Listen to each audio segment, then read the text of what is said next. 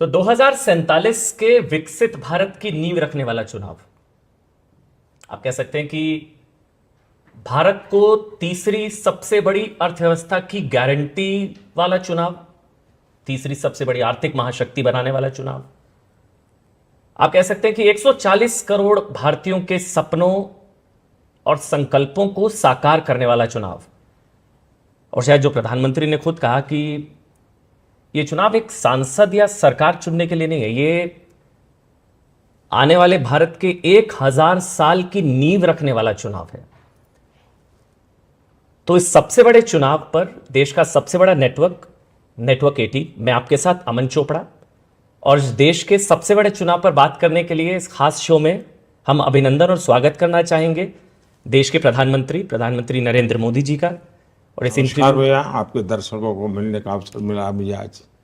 बहुत बहुत धन्यवाद सर। मेरे साथ मेरे सहयोगी अमिताभ सिन्हा, अमन शर्मा और पायल मेहता मेरे साथ रहेंगी।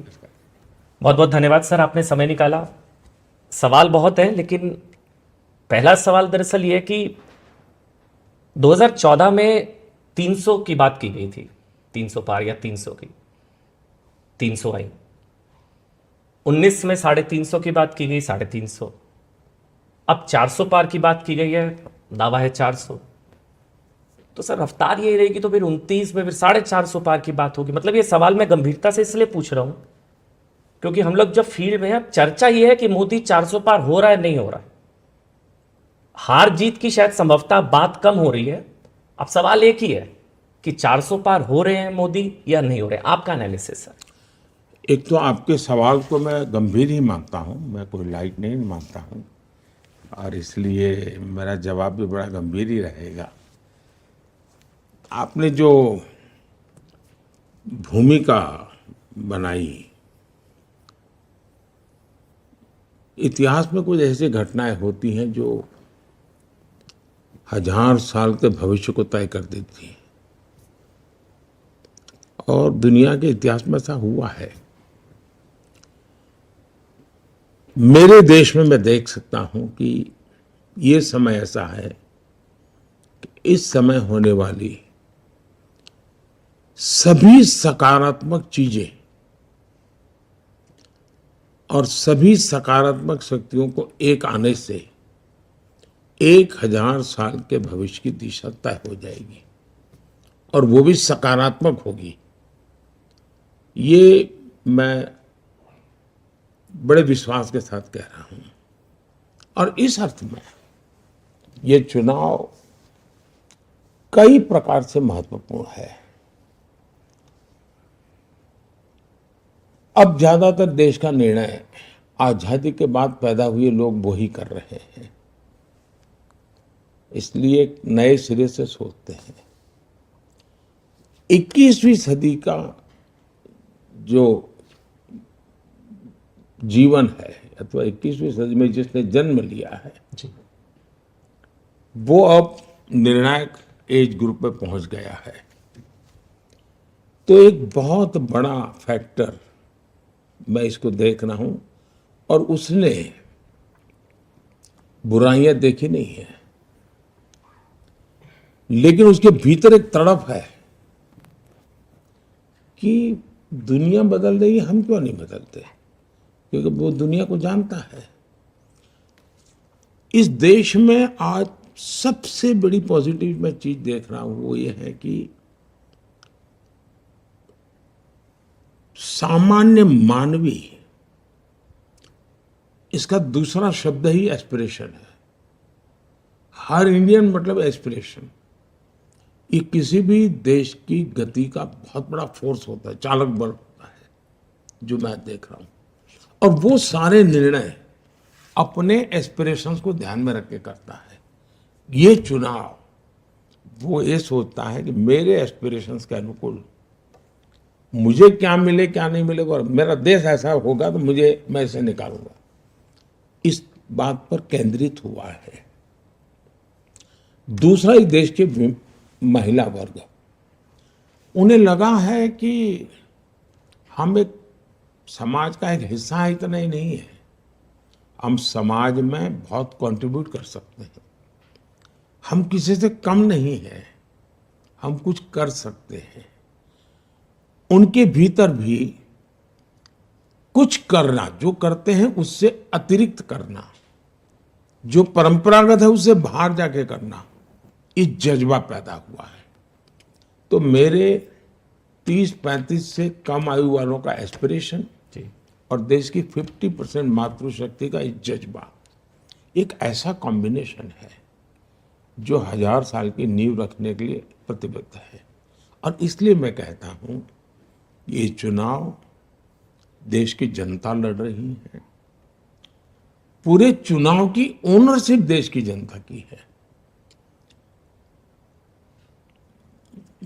कौन नेता क्या बोलता है, क्यों बोलता है, इसका कोई महत्व मैं नहीं देख रहा हूं जी, क्योंकि जनता मन बना चुकी है। अब छोटे छोटे बच्चों के मैं इंटरव्यू टीवी पे, सोशल मीडिया पे देखता हूं, वो कहते हैं ये होने वाला है, ये होने वाला है। इसका मतलब कि सब कुछ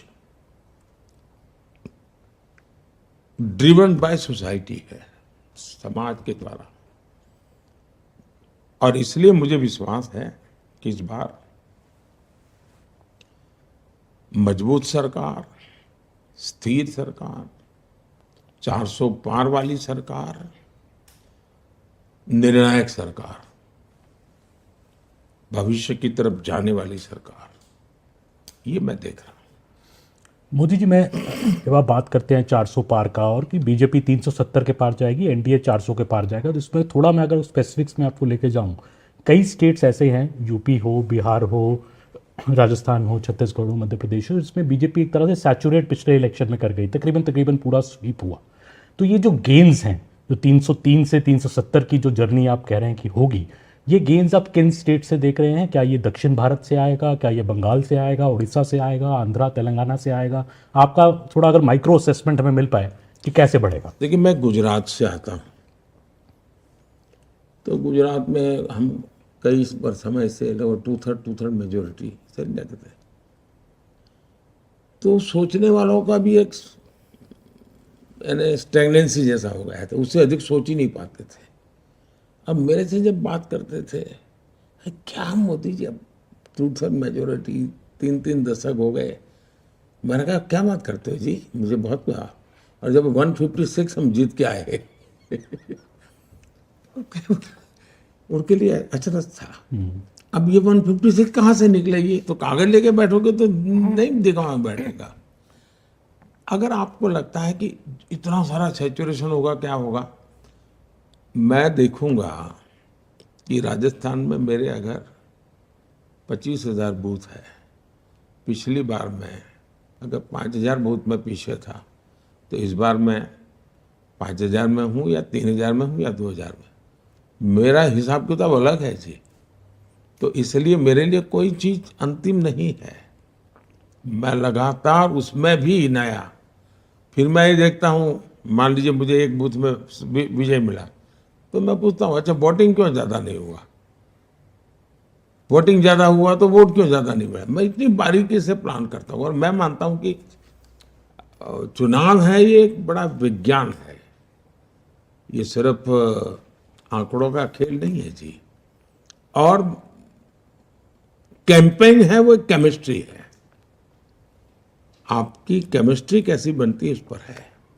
और इसलिए मेरे लिए अगर नंबर में आपको लगता है कि इस राज्य में तो कुछ नहीं, तो लेकिन उसके सिवाय भी मुझे वहां बहुत कुछ लाना है। तो एक बात, जहां तक राज्यों का सवाल है, इस देश में कई राज्य ऐसे हैं कि जहां अभी भी हमारे पास स्कोप है। अब जैसे अंडमान निकोबार, पिछली बार हम नहीं थे, इस बार हम आएंगे। यानी ऐसी एक एक गिनते जाओगे तो आपको अच्छा, हाँ यार मोदी ने बराबर हिसाब कर लगा के रखा है। तो मेरा पक्का मत है कि हम बहुत सी जगह पे हम काफी कुछ करेंगे इस बार, क्योंकि दक्षिण भारत आपका एक बड़ा फोकस भी रहा है सिलेक्शन। ऐसा है कि मेरा फोकस पूरा हिंदुस्तान है, मैं टुकड़ों में नहीं सोचता, और चुनाव के लिए मैं काम नहीं करता हूं। हम जीत करके इसलिए नहीं आए हैं कि अगली सरकार कैसे बनेगी, हम जीत करके इसलिए आए हैं कि आने वाले 5 साल में देश कैसा बनेगा। और इसलिए मेरी पूरी तपस्या या मेरा फोकस देश बने इसके लिए है। और जब देश बनाना है तो हिंदुस्तान का हर हिस्सा उसमें उतना ही, जैसे G20 मैंने किया, तो मैंने ये नहीं कहा कि बीजेपी के राज्यों में G20 होगा, हिंदुस्तान के हर कोई, अंडमान निकोबार में भी G20 होगा, यस, और लक्षद्वीप में भी G20 होगा। मैं पूरे देश को लेकर के चलता हूँ। सर, इसी से जुड़ा हुआ एक सवाल है कि आप जब भी आप सत्ता में रहे हो, चाहे वो सीएम रहे हो, आप पीएम रहे, कभी उड़ती है बात कि ना खाऊंगा ना खाने दूंगा, एक नारा उठता है, भले ही आप ना देते हो, ना सोऊंगा ना सोने दूंगा। अब बात हो रही है, एपेटाइजर 10 साल था, अब मेन कोर्स आना बाकी है। तो अब ये मेन कोर्स क्या है आने वाले थर्ड टर्म के लिए? इसको देश की जनता भी जानना चाहती है हम लोग। नहीं, उसके बहुत सारे पहलू हैं। देश को आगे ले जाने का बहुत सारे पहलू हैं। अगर मैं कहूँ कि भविष्य में देश हमारा कैसे आगे बढ़ेगा, अब ये पूरी तरह हम टेक्नोलॉजी ड्रिवन एरा में है। अब टेक्नोलॉजी डिसरप्टिव है, ट्रांसफॉर्मेटिव है और इजीली एक्सेस है, यानी हर व्यक्ति बहुत अडप कर लेता है तुरंत। ऐसी स्थिति में अगर आप बड़ी सहजता से चले तो मैं समझता हूँ कि बहुत बड़ा स्कोप है। जहाँ तक मैं खाता नहीं, खाने देता नहीं, उसको आज की जो मेरी वो देशी भाषा है, आप लोग जो इस दुनिया से हैं वहाँ कहते हैं करप्शन के प्रति जीरो टॉलरेंस, तो वो मेरा रहेगा ही। लेकिन एक चीज़ अब मैं और उसमें कोशिश कर रहा हूँ कि हमारे इस प्रकार से काम करने वाली इंस्टीट्यूशंस हैं, उसमें की समाज में एक प्रतिष्ठा बढ़नी चाहिए। दुर्भाग्य से हम हमारे देश में जो मुझे अनुकूल नहीं वो सब निकम्मा, ये जो सोच है ये टोटली अनडेमोक्रेटिक सोच है। और उसी में से कुछ पत्रकारों को ब्लैकलिस्ट कर दिया जाए, वो उसी सोच का परिणाम है कि रिजेक्टेड। क्यों? क्योंकि तुम मेरे अनुकूल नहीं हो। बॉयकॉट, वो अनडेमोक्रेटिक है, लोकतंत्र की हत्या है वो। और इसलिए हमारी इंस्टीट्यूशंस के साथ भी वही हो रहा है। जैसे पत्रकार के साथ हो रहा है, तो मेरे अनुकूल नहीं तो निकम्मे। तो इंस्टीट्यूशन, तो मेरे घर पे रेड मत करो, मैं तो चोरी करता रहूंगा, तो इंस्टीट्यूशन निकम्मी। ये जो लॉजिक चला है, मैं उसका उपाय क्या? उसका उपाय यही है कि हमने ऐसी शख्सियत और ऐसे शक्तियां, उसकी प्रतिष्ठा बढ़ा दीजिए। इनकी सामाजिक प्रतिष्ठा इतनी बढ़ाओ कि फिर कोई उसको हाथ नहीं लगा पाएगा। और मैं पक्का मानता हूं कि आने वाले दिनों में जब देश समझेगा कि भाई ये 2200 करोड़ रुपयों के ढेर टीवी के सामने दिख रहे हैं पहाड़ नोटों के, तो लोग देखें यार कोई तो सिस्टम होगी जिसने पकड़ा होगा। तो पता चलता है जब वो इंस्टीट्यूशन है, वो संस्था है, वो संस्था है, तो उसके जैसे सेना के प्रति आज एक सम्मान का भाव है, वैसा ही सम्मान का भाव जो देश के लिए काम करने वाले इंस्टीट्यूशन है उनके पास होना चाहिए। तो वो भी मेरा एक मिशन है। जब प्रतिष्ठा बढ़ती है तो उनकी अपनी बुराइयां होती है, वो भी कम होती है। उनके भीतर कभी कभी बुराइयां जो आती हैं, आप मान सम्मान और, तो उसको लगता है जीवन में बहुत मिल गया है जी, वो बुराइयों से बचता है। तो वो भी एक मनोवैज्ञानिक रूप से एक तरीका होता है। तीसरी बात है कि लोगों को तो ये लगेगा ठीक है सरकार ने पैसे ले लिए, हमारा क्या है। तो मेरी कोशिश ये है कि न खाऊंगा न खाने दूंगा, वो आगे है। जिसने खाया है वो निकालूंगा और जिसका खाया उसको खिलाऊंगा।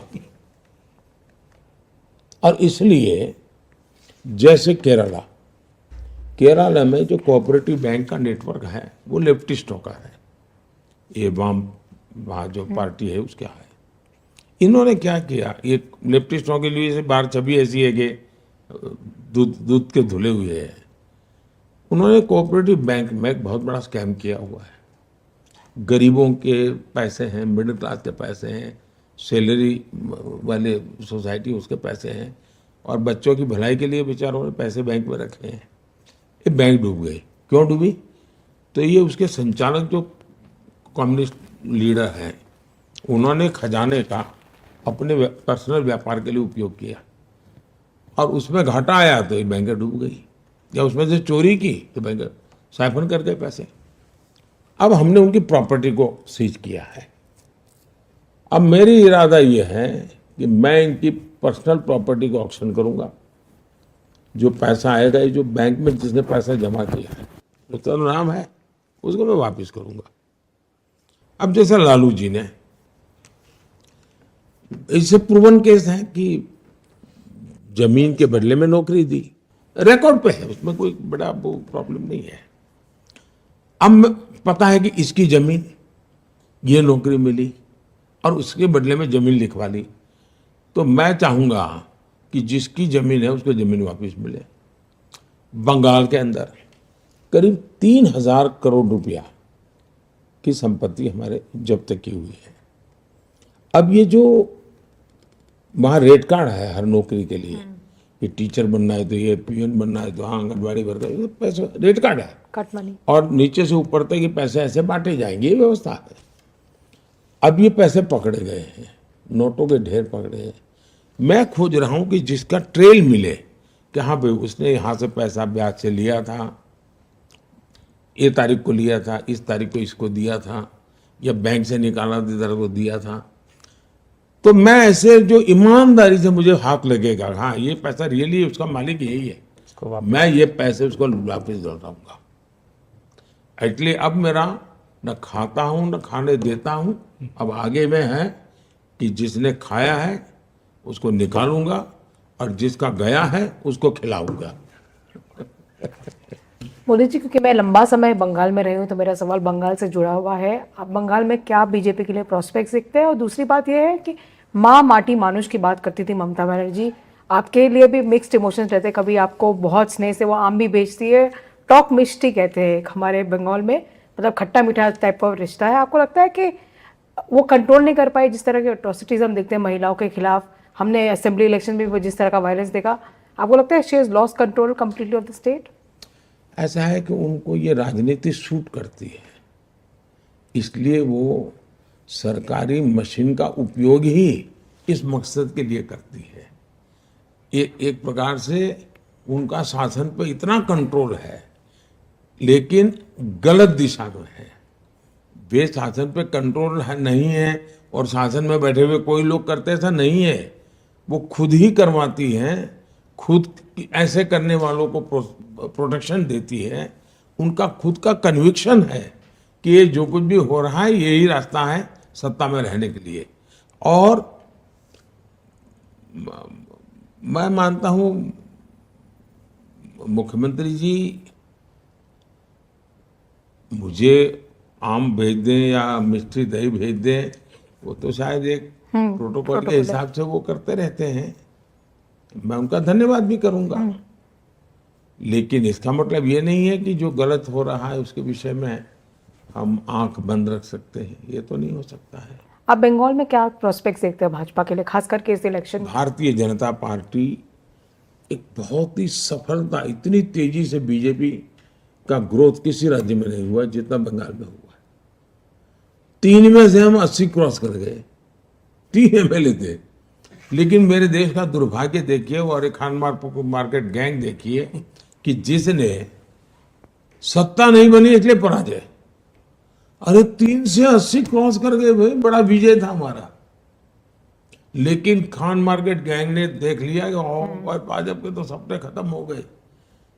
आज हमारे एमपी बंगाल में और बड़े शान से काम कर रहे हैं जी। और इसलिए भारतीय जनता पार्टी के लिए बहुत तेजी से विकास है, अद्भुत स्वीकृति है, समाज के सभी वर्गों में है। और अब बंगाल के लोग दूसरा विभाजन नहीं देखना चाहते। अब बंगाल को टूटता हुआ देखने की तैयारी बंगाल के लोगों की नहीं है।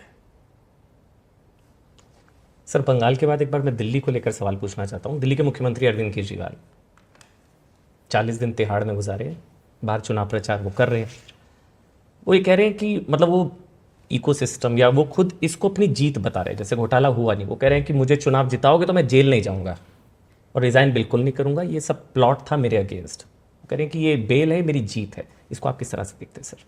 ऐसा है कि मैं व्यक्तिगत उनका जो मामला चल रहा है उस पर कोई भी टिप्पणी करूं उचित नहीं है, क्योंकि अभी मामला कोर्ट में है।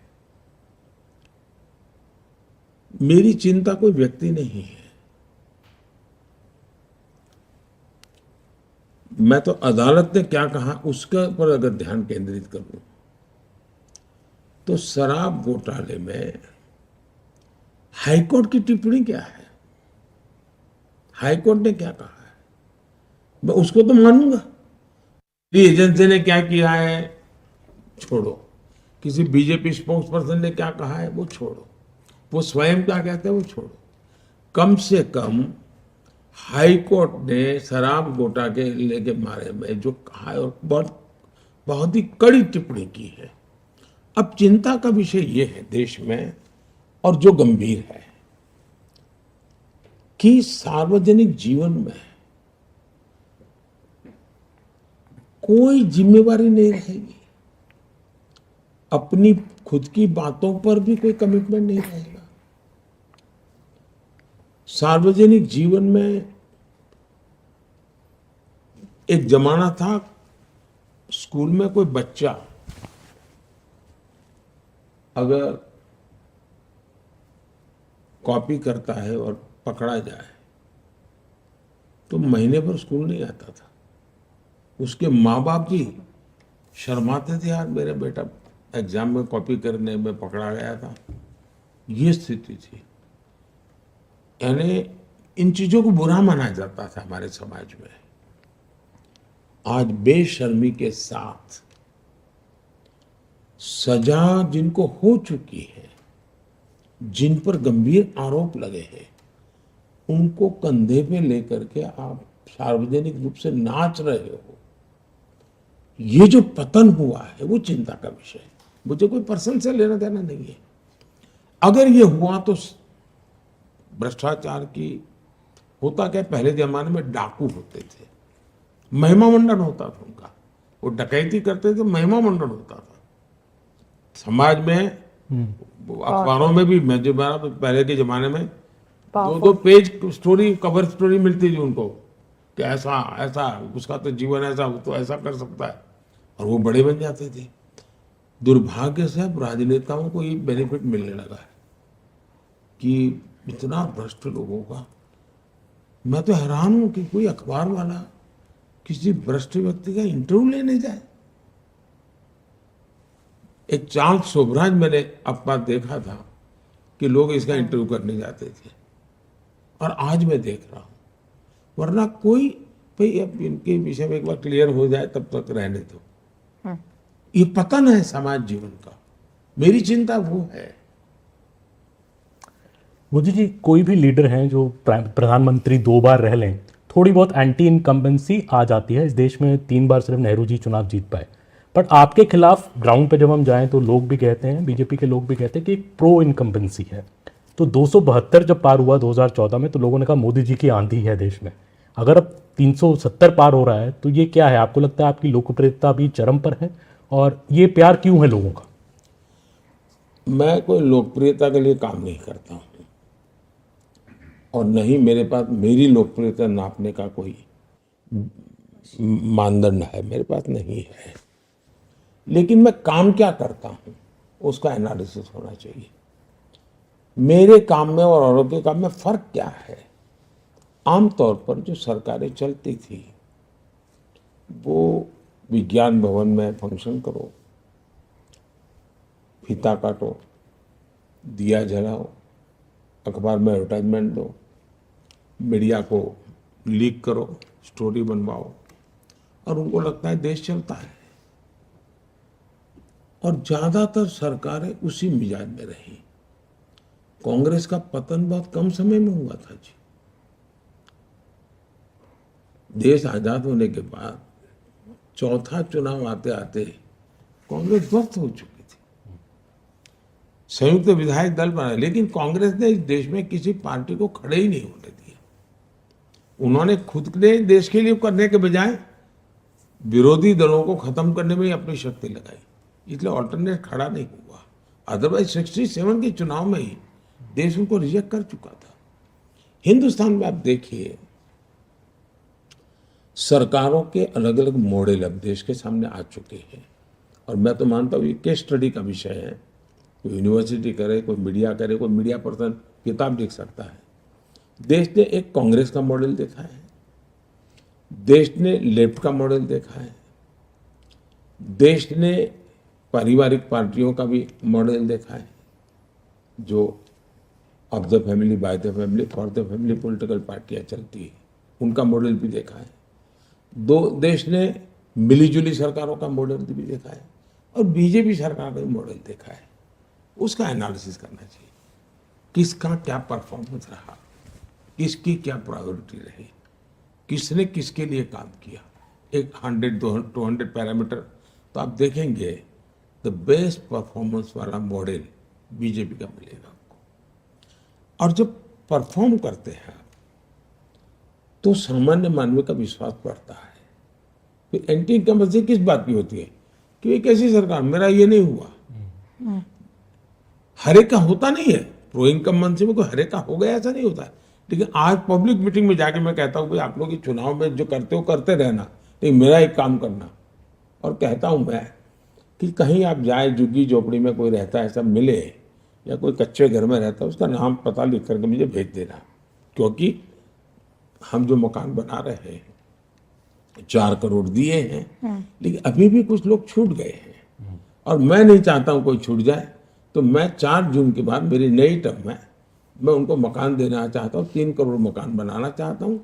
आप अगर कोई नजर में आ जाए तब उसका विश्वास पैदा होता है कि आदमी वोट भी मांग रहा है, लेकिन साथ में काम भी कह रहा है, यार मुझे तो, मेरा तो जान है, 3 करोड़ घर बना के दे रहा है। विश्वास पैदा होता है।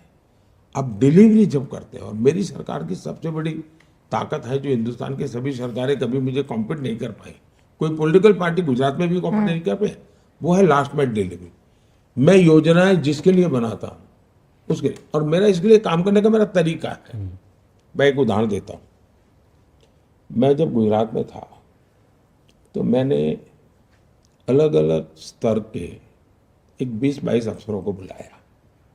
कुछ सीनियर मोस्ट थे, कुछ एकदम जूनियर थे, कोई मिडिल लेवल, कोई 20-22 को बुलाया। तो उनको पता नहीं था मैंने क्यों बुलाया, बिठाया सबको। तो मैंने सबको एक पैड दिया लिखने के लिए, वो लेकर के ही आते हैं डायरी, मैंने कि उनको दिया। मैंने कहा मुझे आप बताइए कि एक वीडियो है, गांव में रहती है, अनपढ़ है, तो सरकार की ये स्कीम है, उसकी वो हकदार है। उसको ये प्राप्त करने के लिए स्टेप 1 क्या करना, स्टेप 2 क्या करना, 3 क्या करना, 4 करना, कैसे करना, कहाँ जाना, मुझे आपकी मैंने डायरी दी, इसमें लिख करके बताओ। मैंने उनको कहा लिखो। यू बी सरप्राइज, सबके सब फेल हो गए। फिर मैंने कहा, मैं कुछ वो नहीं, बड़े प्यार से बात करता था।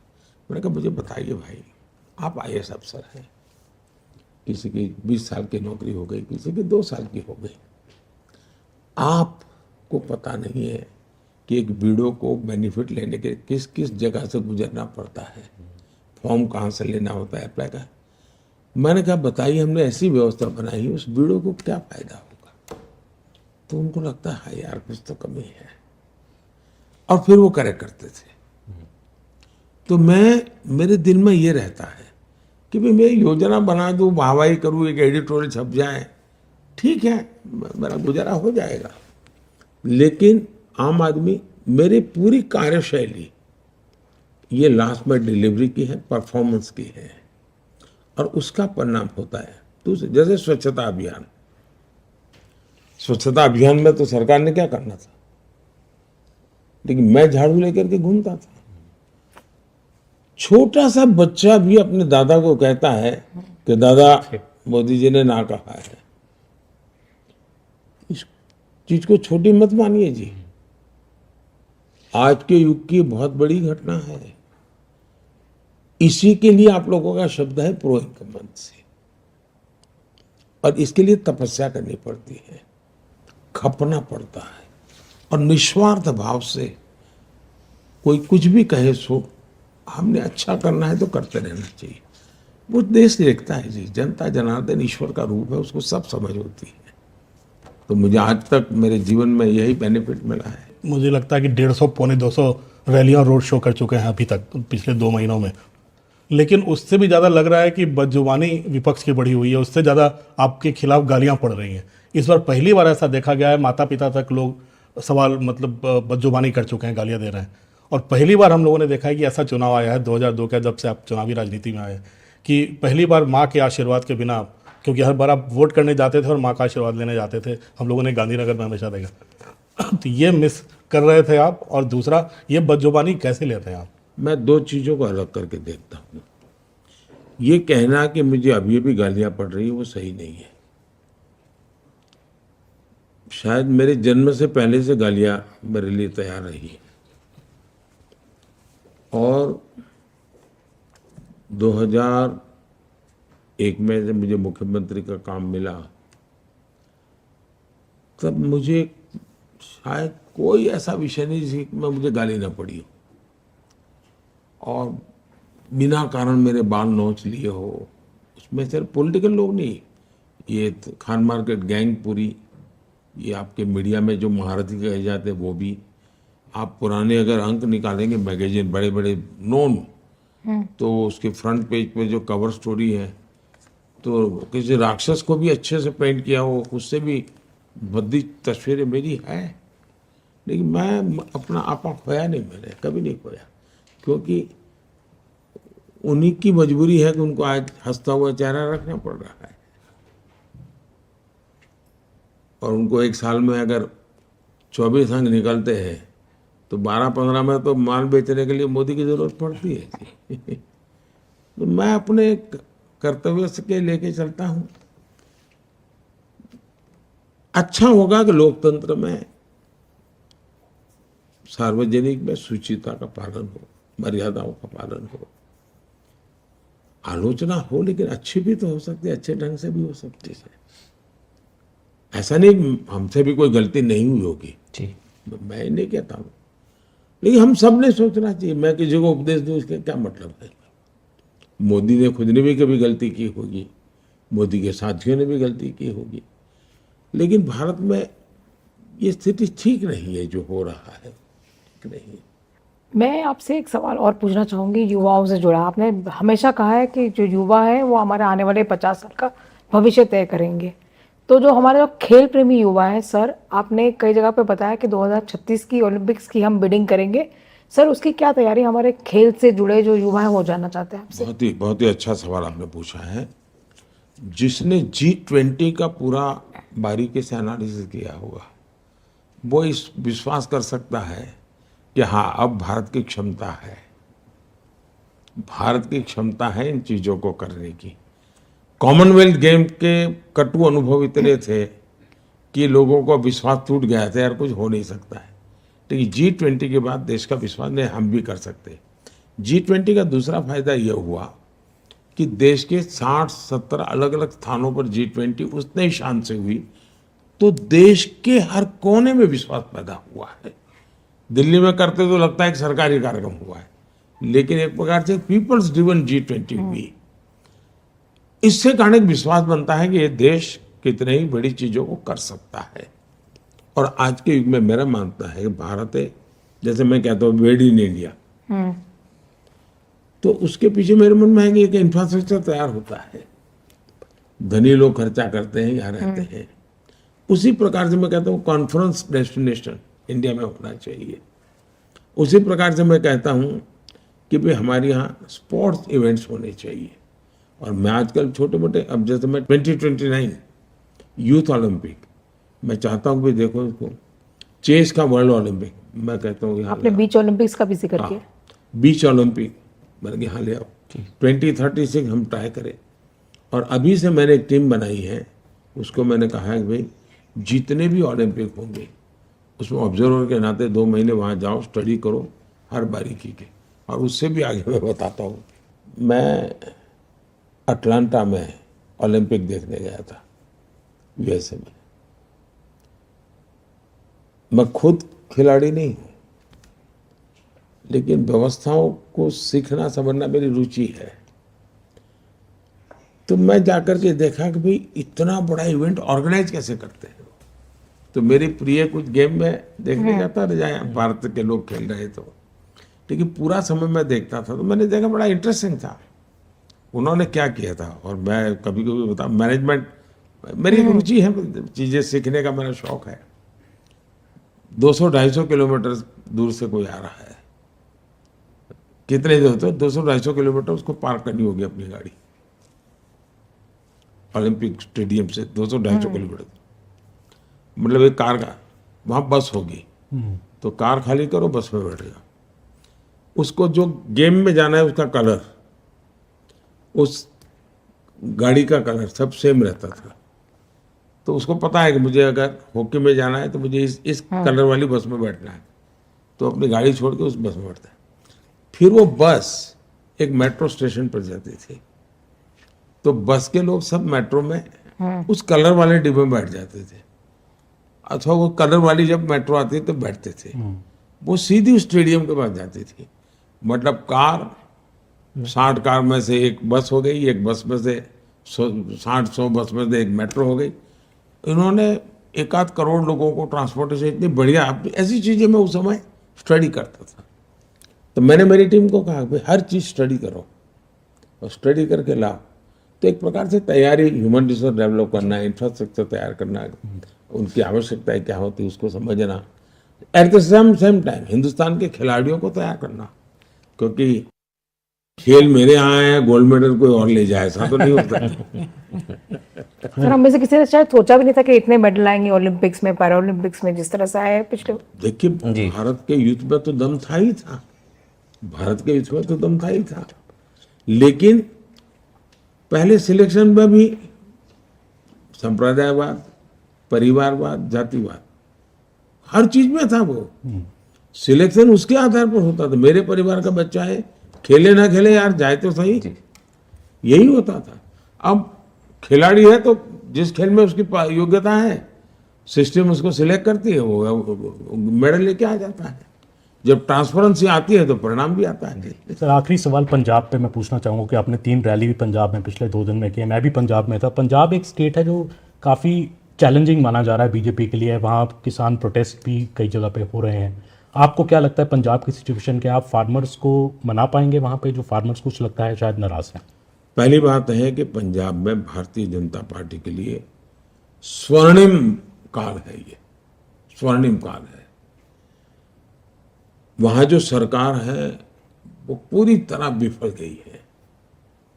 और पंजाब के लोग बड़े स्वाभिमानी हैं, उनको दिल्ली से रिमोट से कोई सरकार चलाए इसको वो पंजाब का अपमान मानते हैं, और ये इनके जहन में है। और सबसे ज्यादा तब हुआ कि एक मुख्यमंत्री सरकार चलाने के लिए, गाइडेंस लेने के लिए दूसरे मुख्यमंत्री को जेल में मिलने जाए, तो ये पंजाब को बहुत हर्ट कर रहा है कि भाई ऐसा कैसी सरकार जो दिल्ली के लोग चलाएंगे तो फिर पंजाब की क्या है? इसका गुस्सा है, ये चुनाव में बाहर आने वाला है। और उनको लगता है कि भाई बीजेपी एक ऐसी पार्टी है जिसने सिख समाज के लिए भी इतना काम किया है, करतारपुर कॉरिडोर की बात हो, या मैंने एक प्रकार से किसानों की भलाई के काम की बात हो, किसानों की इरिगेशन की चिंता हो, एमएसपी बढ़ाने की बात हो, सिंचाई की व्यवस्थाओं की बात करनी हो। यूरिया दुनिया भर में 3000 रुपया हो गया, हम 300 में दे रहे हैं।